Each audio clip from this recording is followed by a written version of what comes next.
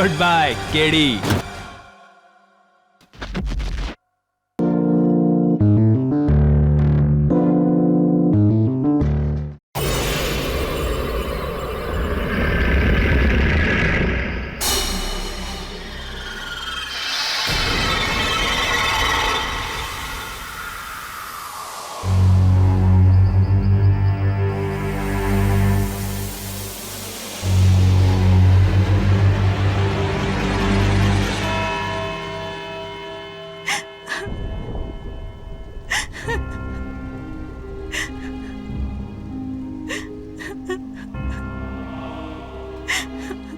B calm my child. तुम इस तरह रोएगा तो आंट सिंथिया की आत्मा को तकलीफ पहुंचेगा। Don't cry, don't cry. Okay dad, अगर ऐसी बात है तो आई विल नॉट क्राई। और वैसे भी मेरा हस्बैंड मारियो ने आंटी को जीती जी क्या कम तंग किया होगा। बेटे, मारियो तुम्हारे साथ नहीं आया? उस बेशरम को क्या पता कि फैमिली का कीमत क्या होता है। नशे की हालत में पड़ा होगा किसी रोड पर। उसका इररिस्पॉन्सिबिलिटी ने तुम्हारा नहीं, पूरा गोम्स फैमिली का लाइफ बर्बाद कर दिया बेटे।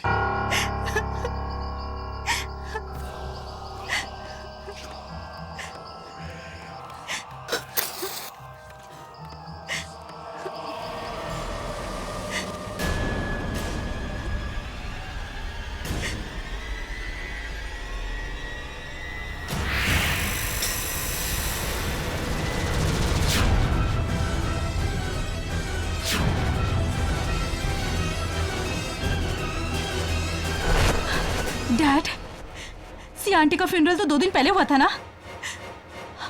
और ये टॉमस्टोन भी नया है। इस पे इतना बड़ा क्रैक, इस पे इतना बड़ा क्रैक कैसे आया?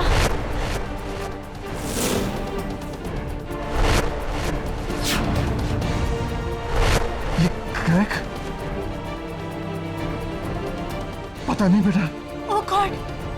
और देखिए डैड, आसपास ये मिट्टी। डैड, ऐसा लग रहा है कि जैसे इसे किसी ने खोदा हो। What are you saying, Flavia? ये सिंथिया का कब्र कौन खोदा? कुछ तो गड़बड़ है। फ्लाविया, ये तुम क्या करता है? किसी का कब्र खोदना क्राइम है, क्राइम। ये तुम सिंथिया आंटी का कब्र क्यों? मुझे 100% यकीन है कुछ न कुछ जरूर गड़बड़ है। और मुझे तो डर है कि कहीं मारियो ने आंटी का कब्र खोदा होगा। मारियो ऐसा क्यों करेगा? पूरी जायदाद का झगड़ा पता होने के बाद भी आप ऐसे सवाल पूछ रहे हो। लेकिन please dad, help me.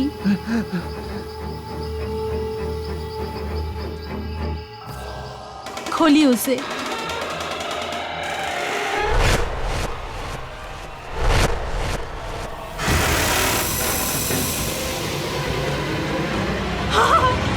Mario!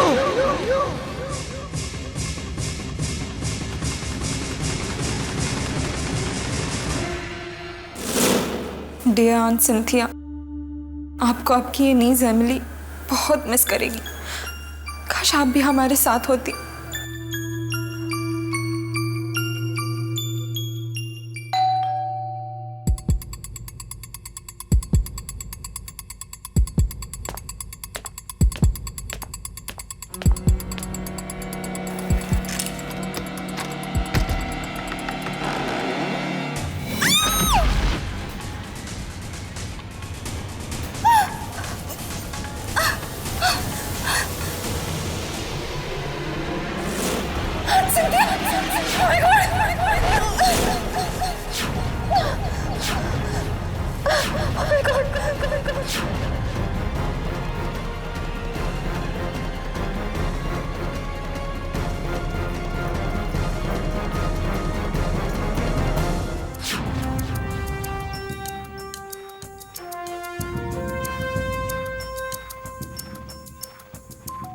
अजीब, बहुत अजीब। किसने मारा इसे इसका गला घोंटकर?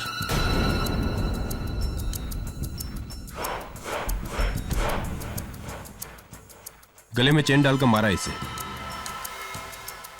ये देखो, इसके गले पे चेन की कड़ियों के निशान साफ दिखाई दे रहे हैं। साहब, ये चेन मिली बार कोने में।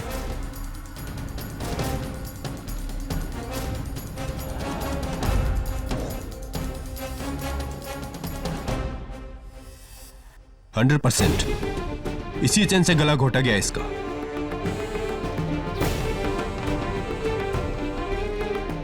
और रिचर्ड, मेरी भांजी एमिली का पति। बट इंस्पेक्टर, ये चेन रिचर्ड्स का नहीं है, एमिली का है।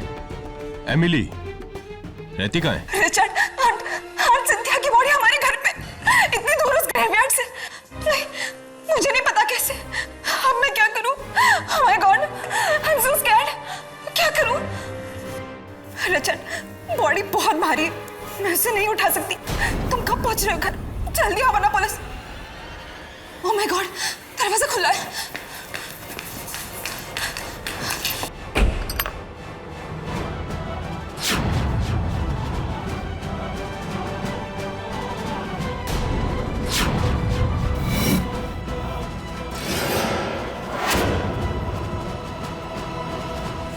ओह माय गॉड, सिंथिया का बॉडी यहाँ।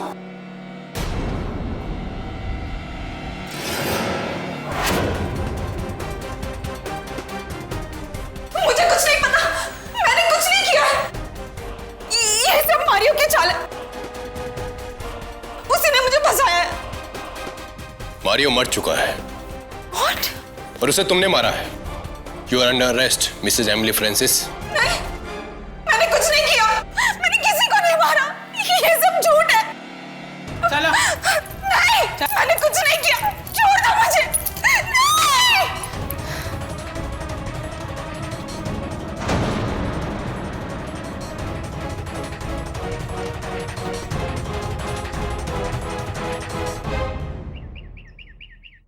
मिसेस बिलमोरिया, क्या आप लोग जानते हैं कि कब्रिस्तान के चारों ओर जो दीवारें होती हैं वो इतनी ऊंची क्यों होती? नहीं सर, क्यों? सिंपल, क्योंकि ये रिंगटोन तुमने लगाई है मेरे फोन पे। Yes sir. Bad ringtone. Hello, Richard Francis तुम्हारे पास अपनी बीवी का केस लेकर आएगा। उसका केस मत लेना, वरना पछताओगे। अच्छा, really? Thank you for the advice, लेकिन आप कौन? Hello hello, that's weird. Like your ringtone, that's also weird. Please change it. Yes, sir. So I'll get that.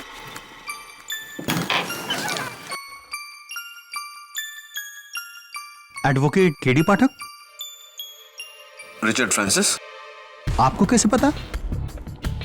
मेरे जासूस चारों ओर फैले हुए हैं। Just joking. बताइए मिस्टर फ्रांसिस, आपका कौन सा केस है जो मुझे नहीं लेना चाहिए? रिचर्ड, मुझे बहुत डर लग रहा है। मुझे इस लॉकअप में अकेले मत छोड़ो। यहाँ आसपास सारे खूनी हैं, लेकिन मैंने किसी को नहीं मारा। किसी को नहीं मारा मैंने, किसी का खून नहीं किया, किसी को नहीं मारा मैंने।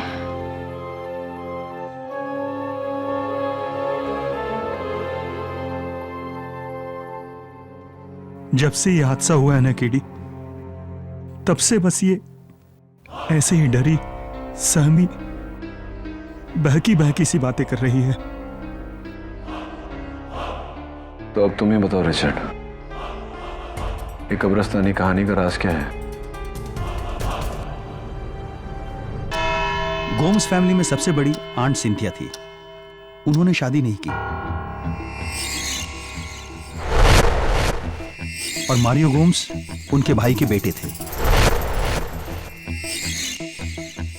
और एमिली उनकी बहन की बेटी। मारियो और एमिली दोनों ही कजिन्स थे और मैं रिचर्ड फ्रांसिस एमिली का पति हूं। और वहां बैठी फ्लाविया गोम्स, मारियो की बीवी। और वो दोनों कौन हैं?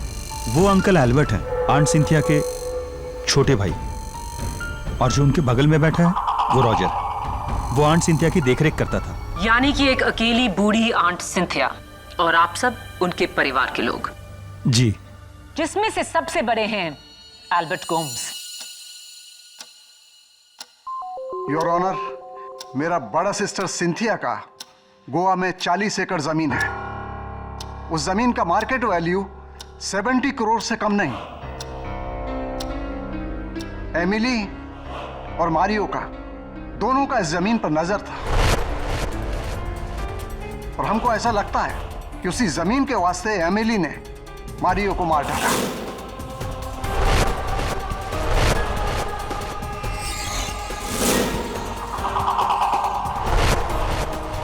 मेरा भी यही शक है योर ऑनर। 8 मार्च को सेंट मार्क्स कब्रिस्तान से जब पुलिस को सिंथिया गोम्स की कब्र से उनके भतीजे मारियो गोम्स की लाश मिली तो उसके साथ एमिली की एक चेन भी मिली जिससे मारियो गोम्स का गला घोटा गया था।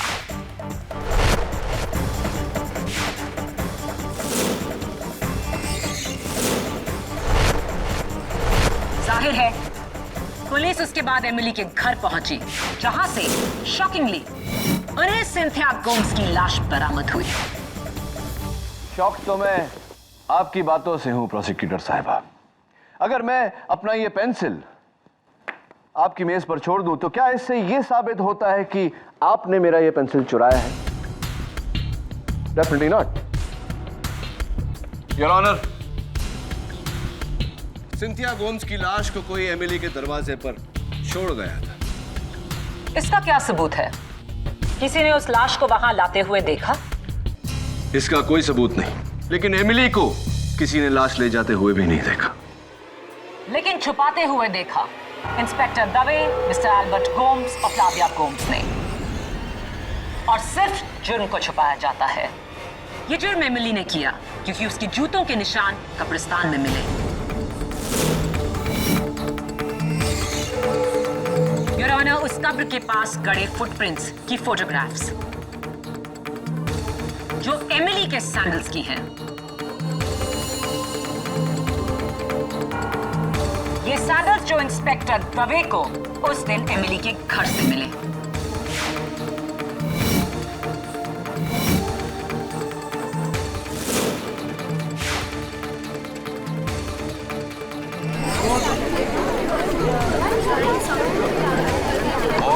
ऑर्डर। और इन सैंडल्स पर जो मिट्टी है उसी कब्रिस्तान की है।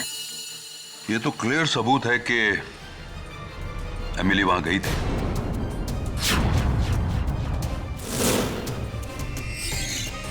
और इतना बेहतरीन प्लान लेकर मारियो को मारकर उसकी लाश को ऐसी जगह छुपाना जहां उसे ढूंढने की कोई सोच भी नहीं सकता।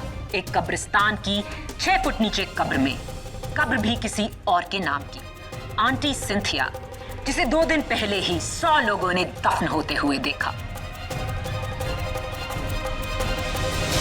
कहना पड़ेगा एक्सीलेंट हाइडिंग प्लेस एमिली, लेकिन अफसोस सिंथिया की लाश को ठिकाने लगाते हुए इंस्पेक्टर दवे ने एमिली को रंगे हाथों पकड़ा और जीनियस प्लान फ्लॉप हो गया। योर ऑनर, मुझे प्रोसिक्यूटर साहिबा को याद दिलाने की कोई जरूरत नहीं कि हर मर्डर का एक मोटिव होता है, कत्ल की वजह। और एमिली के पास कत्ल की कोई वजह नहीं थी क्योंकि आंटी सिंथिया ने खुद अपनी जायदाद इसी वसीयत में एमिली के नाम लिख दी थी। अजीब बात है मिस्टर डिफेंस काउंसिल। बिल्कुल एक ऐसी वसीयत मेरे पास भी है जिसमें जायदाद का वारिस एमिली नहीं मारियो गोम्स है।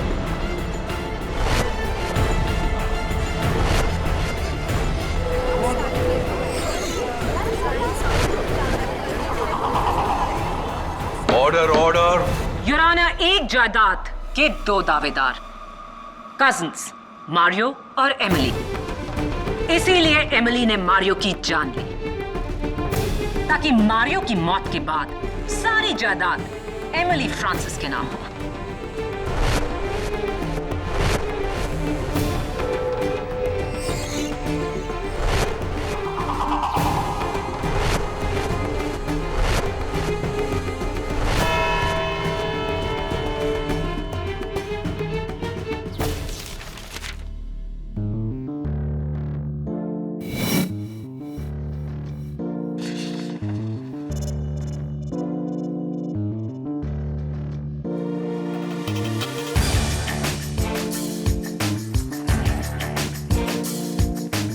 एक ही इंसान दो अलग अलग वसीयत क्यों बनाएगा? मैटर वही, डेट भी सेम, सिर्फ नाम अलग। नियति, आंटी सिंथिया कहाँ तक पढ़ी थी? सर रिपोर्ट के मुताबिक वो एक एमकॉम ऑनर्स थी। एमकॉम? फिर सिग्नेचर की जगह अंगूठा क्यों लगाया? स्ट्रेंज। May be not. नियति, पार्किंसंस डिजीज था उन्हें। वो क्या है? मिसेस बिलमोरिया, पार्किंसंस डिजीज, जहां मरीज के हाथ पांव हिलते हैं, ट्रेमर होते हैं, इसीलिए वो पेन उठाकर सीधा सिग्नेचर नहीं कर पाते, जिसके कारण आंटी सिंथिया ने अंगूठा लगाया था। Please change this ringtone. KD Pathak? KD Pathak, इस केस को छोड़ दो वरना पछताओगे। सुनिए मिस्टर धमकी वाले, मैं हेलो हेलो। वो इच धमकी वाला फोन? तुम ये कॉल ट्रेस क्यों नहीं कर सकते? अनट्रेसेबल नंबर है मिसेस बिलमोरिया। नेवर माइंड, वो उसका काम कर रहा है, हम अपना काम करेंगे। नियति, गैजेट ऑफिस से पता करो कि ये दोनों स्टैम्प पेपर्स किस डेट पे इशू हुए थे। योर ऑनर, सिंथिया गोम्स की 2 वसीयत, दोनों पर सब्जेक्ट मैटर एक समान, डेट्स भी सेम, लेकिन इनमें से एक उनकी मौत के पहले बनाई गई थी और दूसरी उनकी मौत के बाद।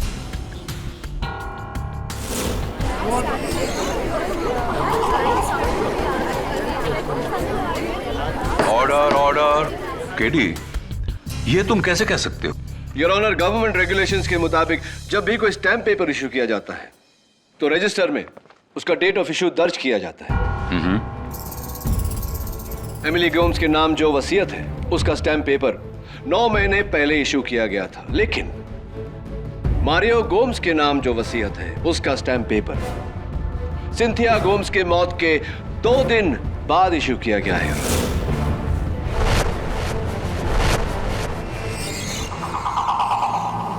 तो फिर इस पर सिंथिया गोम्स के अंगूठे का निशान कैसे आया मरने के बाद? अनफॉर्चुनेटली योर ऑनर, इस केस से यह जाहिर हुआ है कि मौत के बाद भी अंगूठे का इस्तेमाल किया जा सकता है वसीयत पे थंब इंप्रेशन लेने के लिए, भले ही ऐसा करने के लिए कब्र ही क्यों ना खोदनी पड़े। Right mister Albert?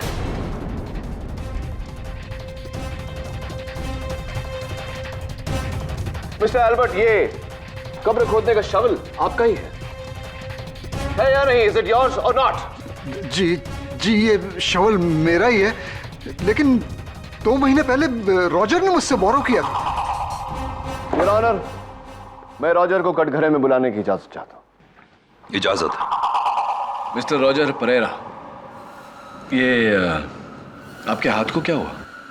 वो पिछले संडे मैं मोटरसाइकिल से गिर गया था तो फ्रैक्चर हो गया। फ्रैक्चर हो गया है? How painful, how sad. Anyway Roger, 10 साल तुमने आंटी सिंथिया की सेवा की। बड़े दुख की बात है कि उसके बावजूद उनकी जायदाद में से तुम्हारे नाम कुछ भी नहीं। वांदा नहीं साहब, मैडम सिंथिया ने मुझे बेटे की तरह रखा था। उन्होंने कभी मुझे नौकर समझा ही नहीं, और यही मेरे लिए काफी है। मुझे पैसे में कोई इंटरेस्ट नहीं है साहब। वाह क्या बात है, व्हाट अ नोबल थॉट। अगर दुनिया में हर इंसान तुम्हारी तरह होता तो दुनिया कितनी सुंदर होती, सोचो। वैसे पता नहीं कि तुम्हें पता है या नहीं, लेकिन एमिली के बाद 70 करोड़ की जायदाद के मालिक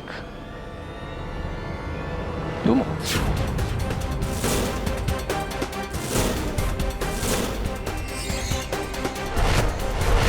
यानी कि अगर एमिली को कुछ हो जाता है, फांसी हो जाती है या उम्र कैद भी हो जाती है, तो तुम सीधा डायरेक्ट नौकर से मालिक। क्या?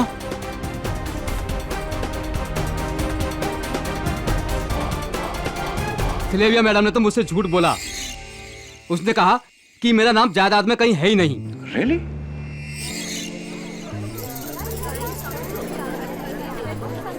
यानी ये पूरा हिस्सा ये लेना चाहती है? नहीं, मुझे मेरा हिस्सा चाहिए। हाँ, और मिलना भी चाहिए तुम्हें तुम्हारा शेयर।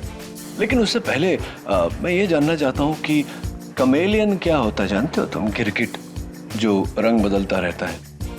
क्योंकि देखो ना, अभी थोड़ी देर पहले तुमने कहा कि तुम्हें पैसों में कोई इंटरेस्ट नहीं, और अब तुम कह रहे हो कि मुझे मेरा शेयर चाहिए। Interesting point. लेकिन उससे भी ज्यादा इंटरेस्टिंग पॉइंट ये है कि मैडम फ्लाविया ने आपको झूठ क्यों बोला? योर ऑनर, मैं फ्लाविया को कटघरे में बुलाने की इजाजत चाहता हूं। इजाजत? मारियो की वजह से सर। मारियो नहीं चाहता था कि रॉजर को इस बात के बारे में कभी भी पता चले कि उसका नाम भी वसीयत में है।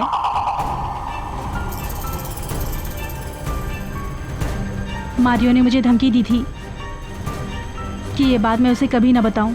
पति ने पत्नी को धमकी दी। It's not a good thing, not good at all. कैसा पति था मारियो? मारियो एकदम अच्छा पति नहीं था। वो घर में कम और बार में ज्यादा रहता था।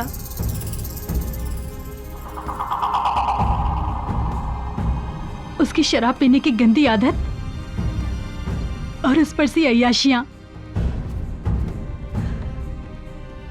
मेरा लाइफ तो उसने एकदम जहन्नुम बना दिया था सर। शायद इसीलिए तुमने सोचा कि उसे जहन्नुम पहुंचा दो, है ना? Objection, Your Honor. Sustained. Sorry your honour. Sorry Flavia, तुम्हारा दिल दुखाने का मतलब नहीं था मेरा। एनीवे, अगला सवाल।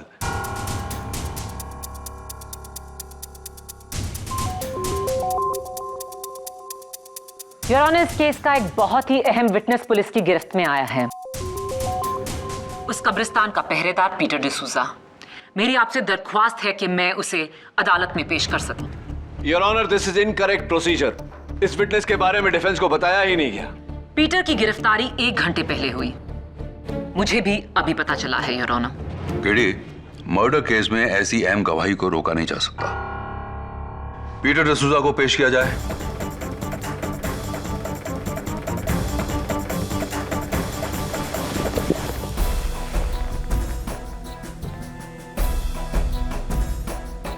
हमको माफी दे दो जज साहब, हमसे बहुत बड़ा मिस्टेक हुआ। हमको इसके लिए बहुत मनी दिया गया था। किसने दिया वो पैसा? फेस नहीं देखा। हाँ, क्योंकि सारा बात और ऑर्डर फोन पे आया था। हाँ, मगर वो एक आदमी था, उसकी वजह से मैंने ये सब कुछ किया। उसका नाम रिचर्ड था साहब। नहीं, मैंने किसी को फोन नहीं किया।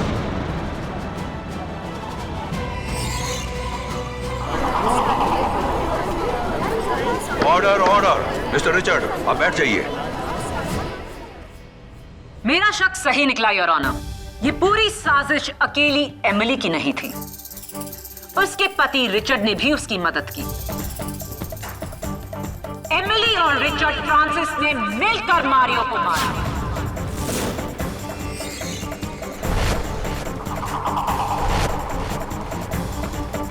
Your honour, may I approach the bench?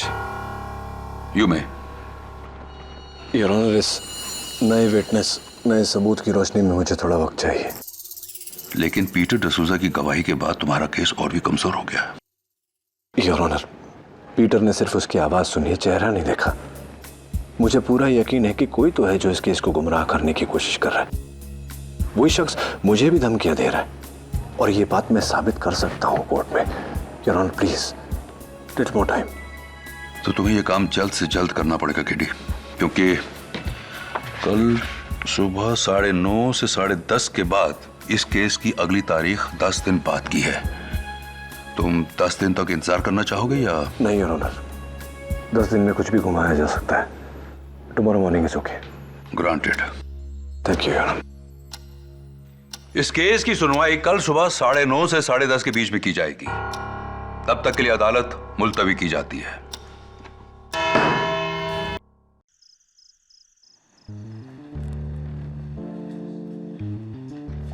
Albert, Roger, Flavia, Richard, ये चारों अभी भी शक के दायरे में। इन चारों में से कोई भी हो सकता है या फिर कोई और।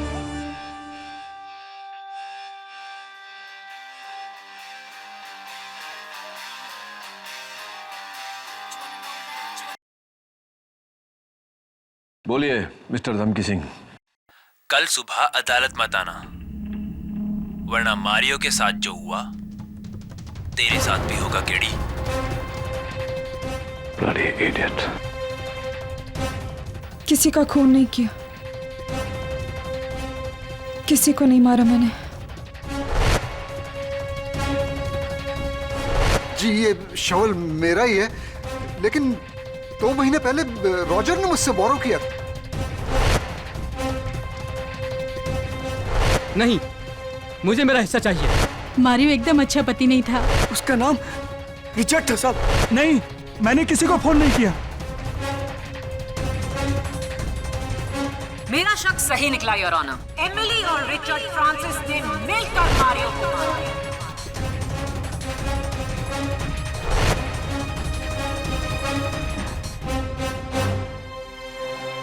सुबह के 4 बज गए नियति। चलो तुम्हें घर छोड़ देता हूँ। सर लेकिन आप? मुझे जाना है अभी Saint Mark's graveyard.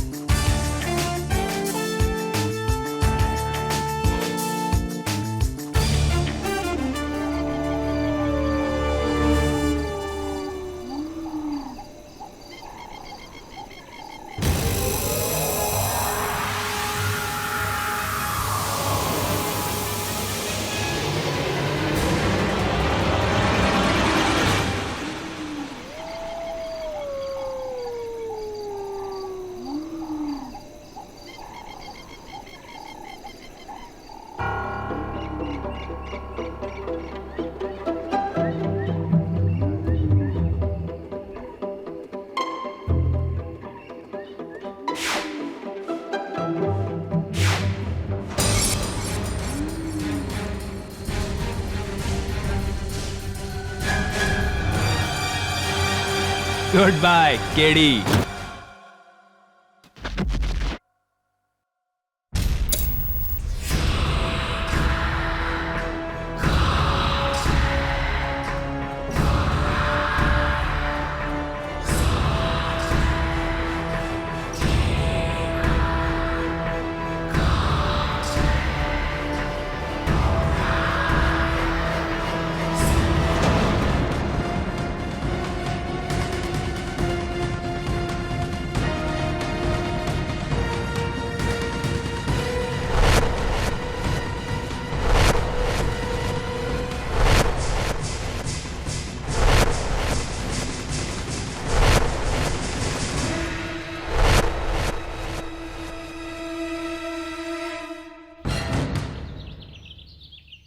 Hello Jhilmil ji, मैं नियति ऑफिस से बोल रही हूँ। केडी सर अब तक ऑफिस ही नहीं आए और 9:30 बजे हमें कोर्ट पे पहुँचना है। जी मैंने उनका फ़ोन ट्राई किया और बिल्कुल आउट ऑफ रीच है। हाँ, सुबह के 4:30 बजे वो कब्रिस्तान गए थे। I mean I hope he is okay. I am worried.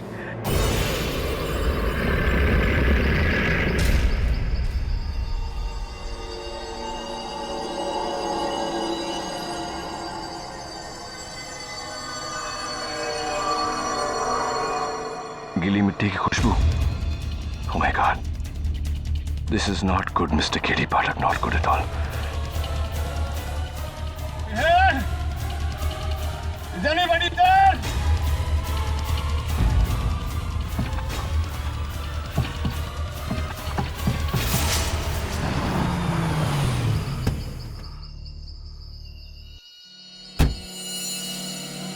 KD sir की गाड़ी।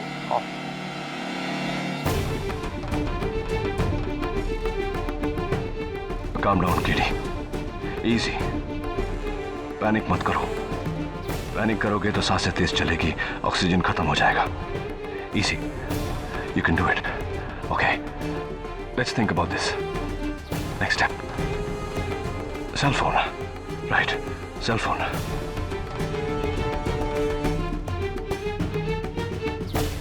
जरूर सर अंदर होके।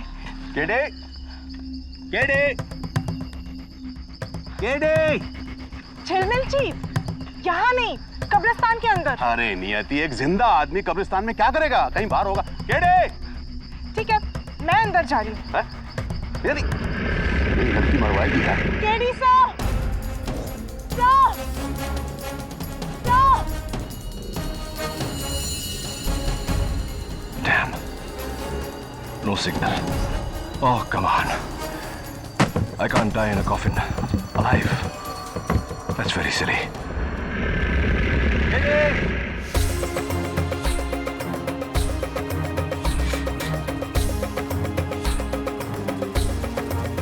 सिग्नल भी नहीं है। इसलिए तो सर का फोन आउट ऑफ रीच आ रहा था। केडे। KD sir.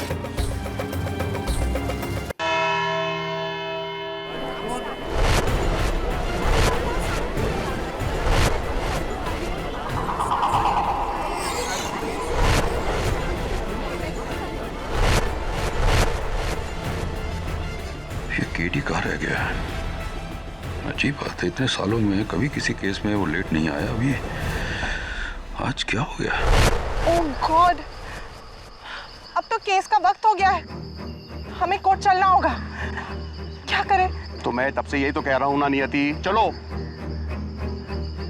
नियति का टेक्नो रिंग ट्यून बजाता हूँ, शायद कोई सुन ले।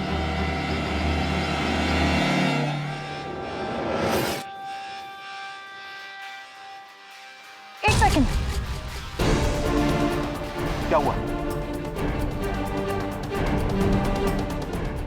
यहाँ से कुछ आवाज आ रही है, कोई इंग्लिश गाने की। गाने की? हाँ, हो सकता है ये किसी डीजे की कब्र होगी। अंदर भी बचा रहा होगा बेचारा। टेक्नो बीट्स, मेरा रिंगटोन। कान बज रहे हैं तुम्हारे कान, कब्रिस्तान है ये। अभी चलो, लेट हो रहे हैं, कोर्ट मुकदमा शुरू हो गया होगा। चलते। योर ऑनर, आधा घंटा हो गया है और केडी का कोई नामो निशान नहीं। Well KD, I think you are finished. Cell phone पे सिग्नल नहीं, कोई तेरी आवाज नहीं सुन रहा। ये तेरा आखिरी केस था और ये तेरी पहली और आखिरी कबर। Sorry to say, goodbye KD. Goodbye KD. Goodbye KD. Oh my God, अब समझ में आया मारियो का खून किसने किया, लेकिन क्या फायदा? कैसे साबित करूंगा कॉफिन में? योर ऑनर, मेरी राय है आप इस केस का फैसला सुना दीजिए।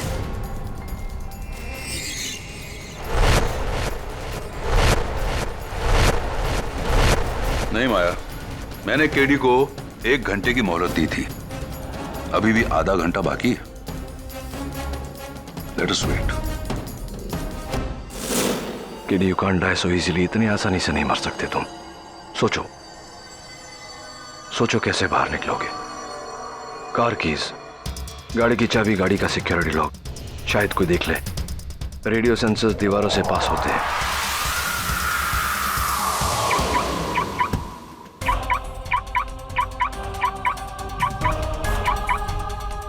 झिलमिल जी, गाड़ी की लाइट।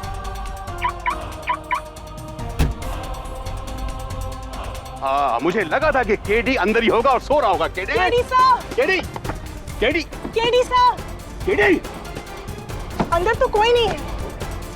मैंने कहा था कि गाड़ी उसकी खराब हो गई होगी, गाड़ी यहीं छोड़ करके वो कोर्ट चला गया होगा। चलो। नहीं झिलमिल जी, आई एम श्योर ये कोई इशारा है हमारे लिए। केडी साहब में कांटेक्ट करने की कोशिश कर रहे हैं, आई एम श्योर। हो तुम पागल हो, चलो मेरे साथ चलो। देखिए, आप आए या नहीं आए, I am sure KD sir अंदर है, मैं अंदर जा रही हूँ। अरे यार, ये लड़की फिर मरवाएगी। नियति, नियति, अरे नियति, ओह, केडी सर। अरे क्या केडी, केडी यार। थिंक नियति, थिंक। सर का रिंगटोन, मैंने सुना था।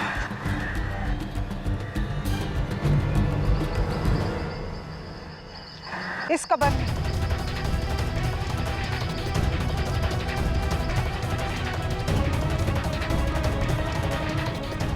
जिंदा? हाँ। निधि तुम पागल हो गई क्या? इस कब्र के अंदर केडी जिंदा? ऐसा कभी नहीं हो सकता।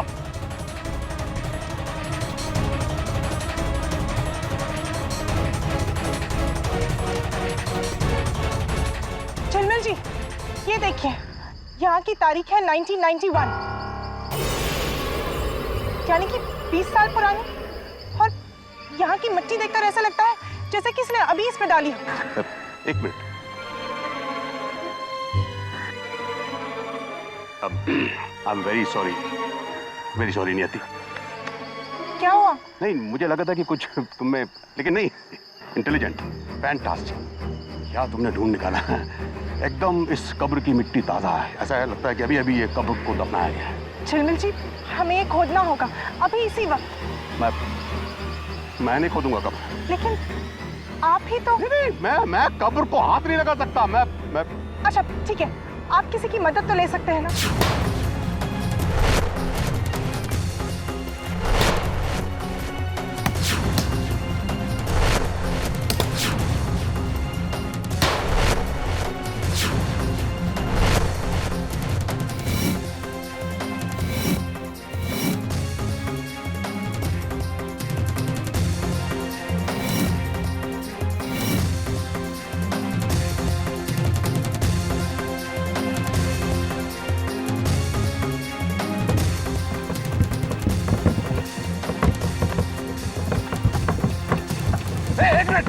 एक मिनट, कोई अंदर से ठोक रहा है।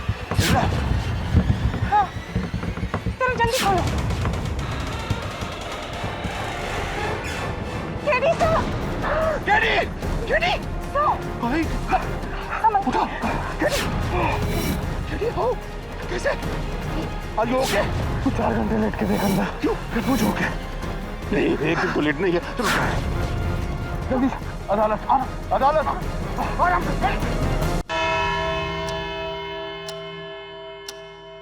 With due respect, Your Honor, KD का ये कोर्ट हियरिंग मिस करना साफ कहता है कि उसके पास अपनी क्लाइंट की बेगुनाही का कोई सबूत नहीं।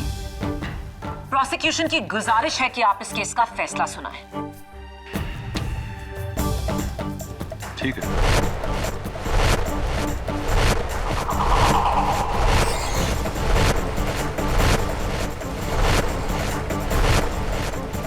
10:30 बजने वाले हैं और योर ऑनर, लेकिन अभी तक 10:30 बजे नहीं। केडी, ये कोई टाइम है अदालत पहुंचने का? I am extremely sorry your honour. Have you forgotten the decorum of the court? तुम्हारा ड्रेस कोड क्या है? मैं अदालत का वक्त जाया नहीं करना चाहता था, इसलिए इसी तरह आना पड़ा। What has happened to you? ये तुम्हारी ये हालत कैसे हुई है? दरअसल बात यह है कि अब तक मैं उसी कब्रिस्तान में 2 गज जमीन के नीचे गाड़ा गया था। क्या?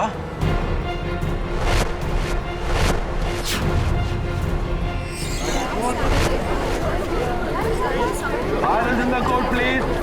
किसकी हरकत है ये? उसी की और ऑनर, जो नहीं चाहता कि मैं मारियो के कातिल को ढूंढ निकालूं। तुमने उसका चेहरा देखा है? चेहरा तो नहीं देखा योर ऑनर, लेकिन उसकी आवाज सुनी है।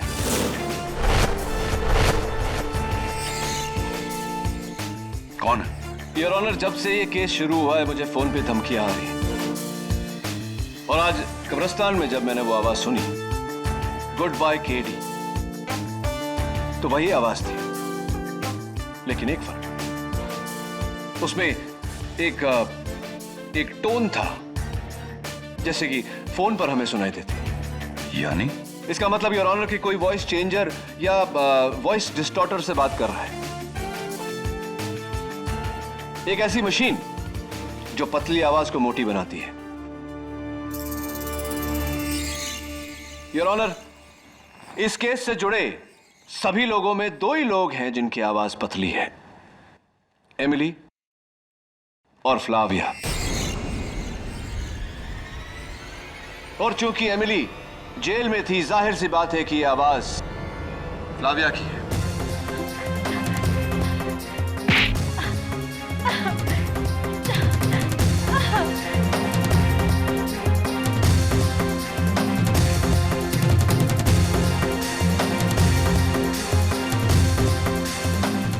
मेरा हस्बैंड मारियो और मेरे डैड एल्बर्ट दोनों ने मिलकर एक झूठी वसीयत तैयार की और उसके ऊपर सिंथिया आंटी के लाश के अंगूठे का निशान लगाया।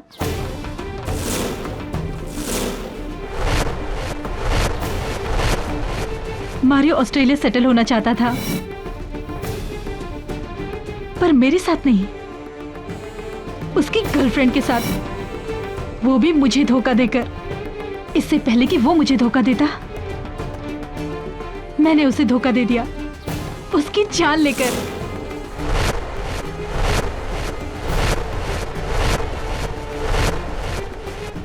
उस दिन मैं एमिली के घर गई।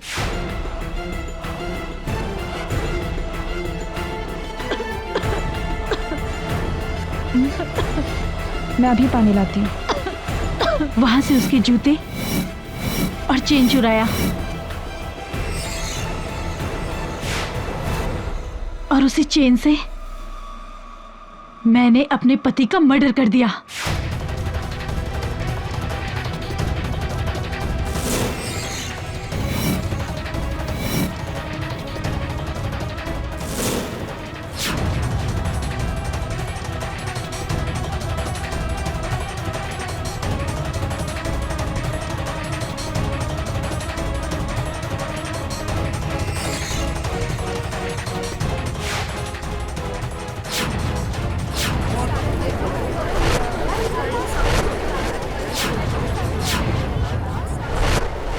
राइट, फिर तुमने बड़ी होशियारी से टूटी हुई कब्र का राज फाश किया ताकि कोई तुम पे शक ना करे। फिर बड़ी चालाकी से एमिली के घर गई और उसके चुराए हुए जूते तुमने वहीं रख दिए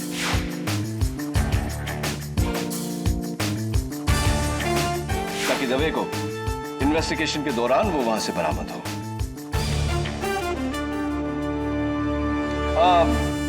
बस एक आखिरी चीज, वो जो आप आवाज बदलने के लिए जो बॉक्स यूज करती है वो जरा आपके बैग में ही होगा, चेक करिए जरा।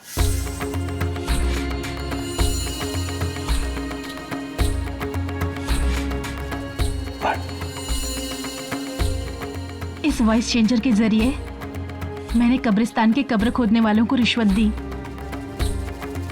और उन्होंने मेरे ही कहने पर मारियो की लाश वहीं पर दफन कर दी और आंटी सिंथिया की लाश एमिली के घर छोड़ दी।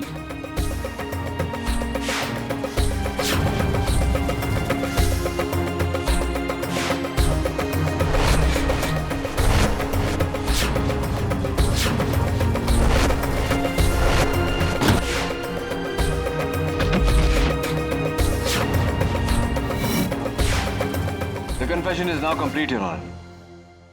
फ्लावियो गोम्स के इकबाल जुर्म के बाद अदालत उन्हें फौरन हिरासत में लेने का हुक्म देती है।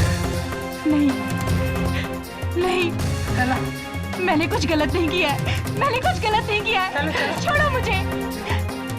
और इस केस से जुड़े एल्बर्ट गोम्स पर अदालत अलग से मुकदमा चलाने का हुक्म देती है और एमिली फ्रांसिस, इन्हें अदालत मारियो गोम्स के कत्ल के इल्जाम से बाइज्जत बरी करती है।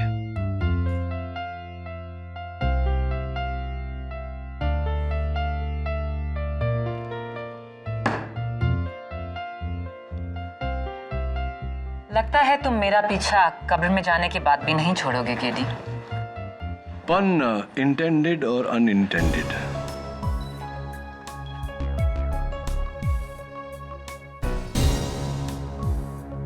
कांग्रेचुलेशन। अब सॉरी, हाथ नहीं मिला सकता, हाथ जरा काले हो गए, लेकिन अच्छा है मुंह काला होते होते बच गया। Thank you so much.